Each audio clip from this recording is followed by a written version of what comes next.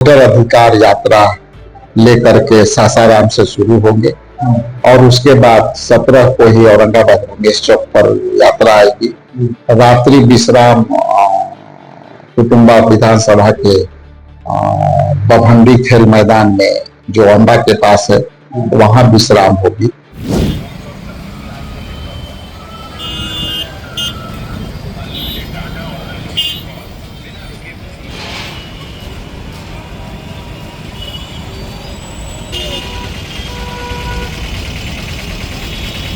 उसमें जिस तरह से 65,64,000 वोटर के नाम काटे गए, उस अधिकार के लिए हम हमारी लड़ाई लड़ने आ रहे हैं। नेताजी बढ़ गए, वोटर बढ़े हैं। जैसे एक हाउस में 269 वोटर कैसे हो सकते हैं एक ही घर में? पहले तो ये है कि इलेक्शन कमीशन कुछ नहीं होगा, सारे विपक्ष के लिए बीजेपी के लोग जवाब दे रहे हैं। तो पहले तो ये स्पष्ट हो जाए कि इलेक्शन कमीशन के प्रवक्ता के तौर पर जो बीजेपी काम कर रही है, बता देना चाहिए कि किनके नाम कटे हैं। इलेक्शन कमीशन ने ये बातें नहीं कह रही है, वो छुपा रही है और गहरी साजिश की ओर इशारा नहीं है। क्योंकि अब पहली बार ऐसा हुआ है कि इलेक्शन कमीशन अपने प्रमाण पत्र, जो वोटर प्रमाण पत्र, वोटर आईडी दो दिए थे, जो ईपिक नंबर, उसको अवैध मान रहे हैं, अपने ही कार्ड को अवैध मान रहे हैं। कल से राहुल गांधी और तेजस्वी यादव वोटर अधिकार रैली की शुरुआत करने जा रहे हैं और वो रैली जो है वो रोहतास से शुरू होकर औरंगाबाद आएगा। यहाँ पर वो रात में रुकेंगे कुटुंबा के बभंडी हाई स्कूल के मैदान में। और हमारे साथ इस वक्त कांग्रेस के प्रदेश अध्यक्ष राजेश कुमार जी हैं और इनसे ही हम जानते हैं कि ये वोटर अधिकार यात्रा है क्या, इसमें राहुल गांधी किससे बात करेंगे, मतदाताओं से बात करेंगे, जनता से संवाद करेंगे या सिर्फ अपने कार्यकर्ताओं से संवाद करेंगे। और जिस तरीके से सवाल खड़ा किया जा रहा है कि जिंदा को मुर्दा और मुर्दा को जिंदा किया जा रहा है मतदाता सूची में, इस पर हम बात करेंगे कि ये कांग्रेस का एक प्रोपेगेंडा है या फिर बीजेपी वाकई में या एनडीए वाकई में कोई साजिश, गहरी साजिश कर रही है, लोकतंत्र का हकीकत में गला घोटा जा रहा है, क्या है, इस तमाम चीजों पर हम बात करेंगे। राजेश बाबू, बहुत बहुत स्वागत है हमारे चैनल में। आपको भी चैनल की हार्दिक शुभकामनाएं। जैसा कि आप जानते हैं कि 17 तारीख को आदरणीय राहुल गांधी जी इंडिया गठबंधन के नेतृत्व में तमाम इंडिया गठबंधन के नेता और हमारे राहुल गांधी जी, तेजस्वी जी और दीपांकर जी, डी राजा जी, सारे लोग का वोटर अधिकार यात्रा लेकर के सासाराम से शुरू होंगे और उसके बाद 17 को ही औरंगाबाद गणेश चौक पर यात्रा आएगी। रात्रि विश्राम कुटुंबा विधानसभा के बभंडी खेल मैदान में जो अंबा के पास है वहां विश्राम होगी।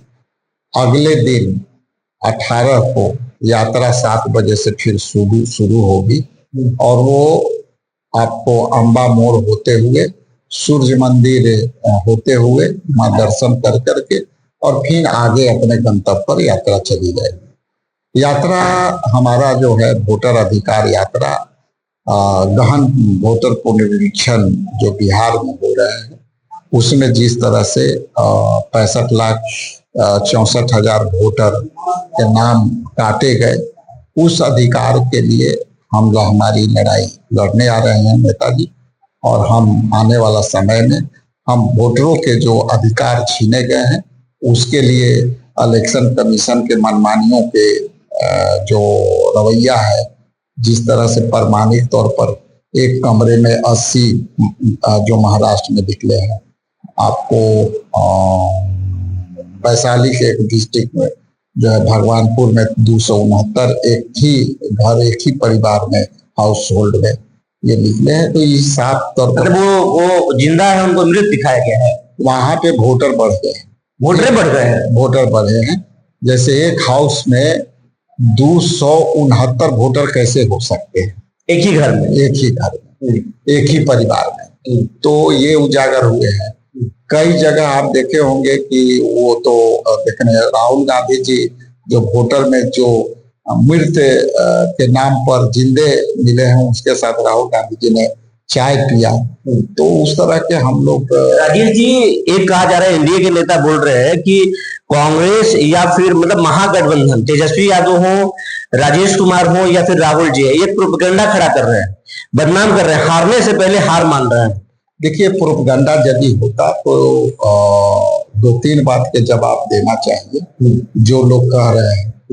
पहले तो ये है कि इलेक्शन कमीशन कुछ नहीं बोल रहा है, सारे विपक्ष के लिए बीजेपी के लोग जवाब दे रहे हैं। तो पहले तो ये स्पष्ट हो जाए कि इलेक्शन कमीशन के प्रवक्ता के तौर पर जो बीजेपी काम कर रही है, तो हम लोग प्रमाणिक तौर पर दे रहे हैं।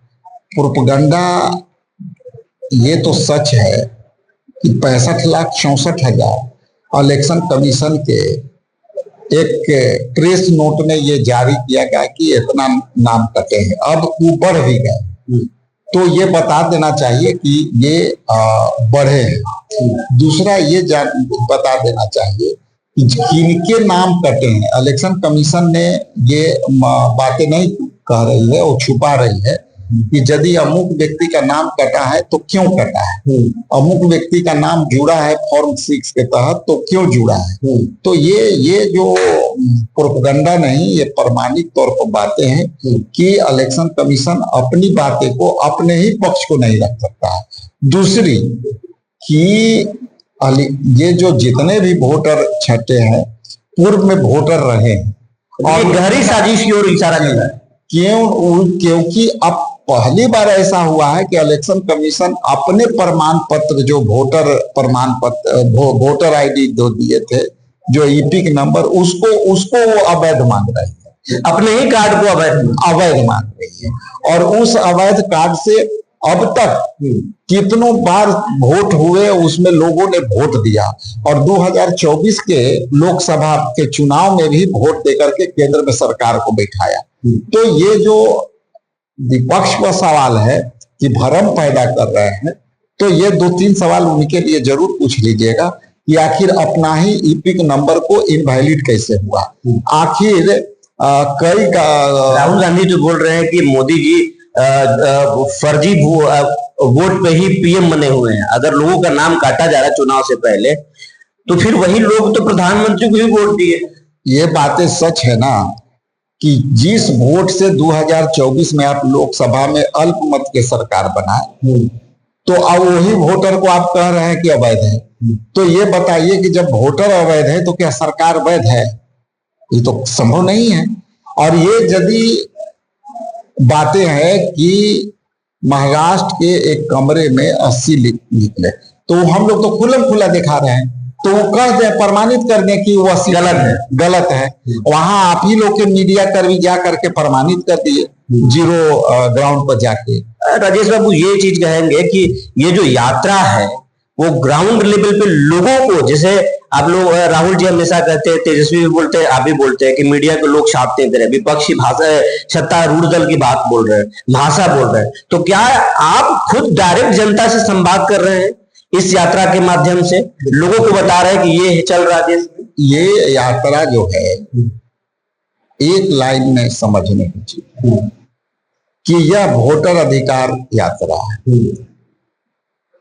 संविधान में वोट देने का अधिकार है और इस भूभाग में, भारत के भूभाग में, भारत के सीमा के अंदर हम, हमारे जिनके वोट नाम कटे, उनके पूर्वज लगातार वोट देते आए।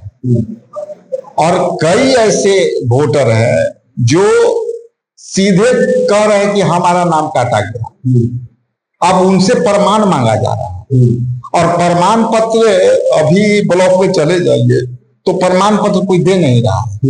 तो अभी जो समय सीमा है वो समाप्त होने को है, तो वंचित किया जा रहा है। तो वंचित है, ये स्पष्ट रूप से इलेक्शन कमीशन जो है सरकार के दबाव में, केंद्र सरकार के दबाव में काम कर रही है और वोट चोरी करने का सिलसिला जारी है। अब तो सामने से डकैती करने का जरिया है। जब प्रमाणित तौर पर मिल रहा है तो ये आप पर आरोप है, तो आप सिद्ध करिए कि आरोप है और हम लोग सिद्ध करेंगे कि ये गलत है। अच्छा, एक चीज कहेंगे राजेश जी, आप कुटुंबा के विधायक हैं और औरंगाबाद आपका पैतृक जिला है। औरंगाबाद यहाँ से शाहाबाद से मतलब रोहतास से औरंगाबाद से यात्रा की आगाज हो रही है, लेकिन देखने को गुटबाजी मिल रहा है। पोस्टर में प्रदेश अध्यक्ष का जिला है, लेकिन लग रहा है कि राजद का कब्जा है पोस्टरों पर। ये इसको आप किस रूप में लेते हैं? ऐसा नहीं है, सब अपना अपना पार्टनर के अपना अपना लीडरशिप का अपना अपना लोग का अभी पूरी यात्रा का मैपिंग और उसको कैसे हो होस्टिंग को हम कर रहे हैं, तो इसमें कोई बात नहीं है। टोटल होस्टिंग कांग्रेस पार्टी कर रही है सारी यात्रा। आपको नहीं लगता कि राजेश जी को कहीं ना कहीं दबाने की कोशिश हो रही है, आप छिपा रहे हैं बात? देखिए, ऐसा है कि हमारा जो पक्ष ये है कि हम यात्रा को पूरी मोबिलाइजेशन से लेकर के पूरी यात्रा की व्यवस्था कांग्रेस पार्टी कर रही है और कांग्रेस पार्टी सभी को आमंत्रित कर रही है, सभी को हम उचित स्थान दे रहे हैं। तो स्थान देना भी चाहिए, लेकिन जो आप जिस चीज को चर्चा कर रहे हैं, ये चर्चा वो करे प्रचार चाहे मैं करूं, बात तो एक ही है ना।